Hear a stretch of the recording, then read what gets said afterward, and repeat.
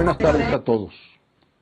Dirijo este mensaje preocupado por las palabras del presidente de la República del pasado jueves e indignado, al igual que ustedes, para responder a su pregunta sobre qué hubiéramos hecho en su lugar.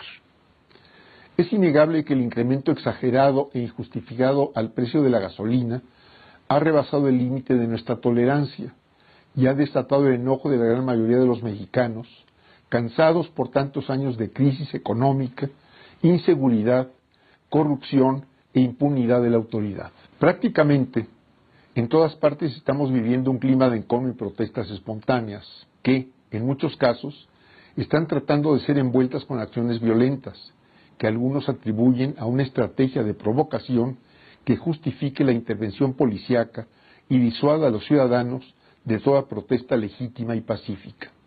Es claro que el descontento es generalizado y las respuestas, tanto de la mayoría de los partidos, legisladores y funcionarios, no han sido satisfactorias. El presidente parece desconocer que los 4 años de su gobierno y los últimos 35 de neoliberalismo han sido de fracasos, que los gobiernos se han desentendido de procurar el bienestar de las familias y proteger la soberanía nacional, cayendo en un descrédito profundo. Hoy, ante esta nueva crisis, ¿a quién le habla usted, señor presidente? ¿A los responsables de las crisis o a aquellos que pretenden que las paguen? La insensibilidad del Ejecutivo frente a la magnitud y profundidad de la protesta social solo puede entenderse por la terrible fractura entre sus objetivos y las necesidades de la mayoría de los mexicanos. Es una simpleza postular que el gasolinazo solo afecta a los automovilistas. La desregulación de los mercados de la energía que el gobierno ha emprendido es resultado de la reforma energética, pero la liberación de precios es un proceso que chocará ineludiblemente con la reducida capacidad de compra de la intensa mayoría de los mexicanos.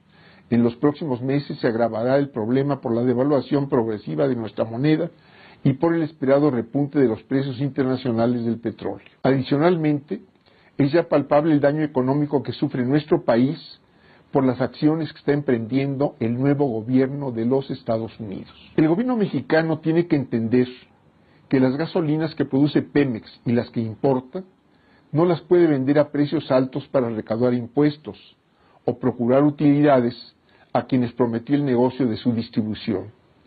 De la misma forma, debe conceder que el país no está frente a un problema fiscal derivado del combustible, sino frente a las políticas equivocadas aplicadas a lo largo de 5 sexenios. La Ley de Ingresos para el 2016 fijó la recaudación del impuesto especial a las gasolinas en 209,000 millones de pesos y se recaudaron más de 285,000, es decir, más de un tercio de lo presupuestado. Para 2017 se volvió a establecer una meta de 284,000 que superará sin duda los 300,000, dada la tendencia de la demanda nacional. ¿Dónde está entonces el sacrificio fiscal que el gobierno afirma otorgar a los consumidores de gasolina? Si, como se afirma, los precios internacionales del petróleo subirán este año, entonces también aumentarán los ingresos fiscales derivados de su venta, que además se destinará para solventar el hoyo fiscal y seguir con los gastos sin control, el despilfarro y la corrupción protegida desde el mismo gobierno.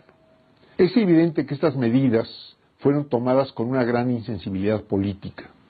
El presidente adelantó a este enero, sin explicar la razón, la liberalización del precio de las gasolinas cuando estaba programado para abril de 2018, y ello se ha traducido hoy en un desabasto notable, por la especulación y por no existir suficiente capacidad de almacenamiento ni de transporte.